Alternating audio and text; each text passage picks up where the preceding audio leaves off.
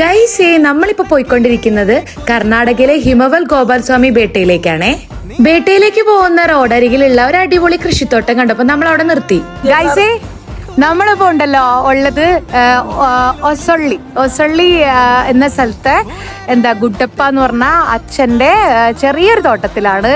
ഹിമവത് ഗോപാൽസ്വാമി പേട്ടയിലേക്കുള്ള റോഡാണ്. ആ റോഡിന് ഇരുവശമുള്ള കൃഷിയിടാണത്. നല്ല തണുത്ത കാറ്റും പഞ്ഞിക്കെട്ട് പോലെയുള്ള മേഘങ്ങളും പിന്നെ കുന്നിൻ ചെരുവുകളാണ് കേട്ടോ ഇവിടുത്തെ പ്രത്യേകത. അപ്പാപ്പൻ നമുക്ക് ഇവരുടെ പാടത്ത് വിളഞ്ഞ പയറിന്റെ വിത്ത് തന്നിട്ട് നമ്മളോട് പറഞ്ഞു ഇത് കഴിച്ചു നോക്കാന്. നല്ല ടേസ്റ്റ് ഉണ്ട് ഇത് കഴിക്കാനായിട്ട്. അല്ലേ കണപ്പാ? നല്ല മധുരം ഉണ്ട്, ഭയങ്കര ടേസ്റ്റ്. അപ്പൊ അവിടെ പേരെന്നാ?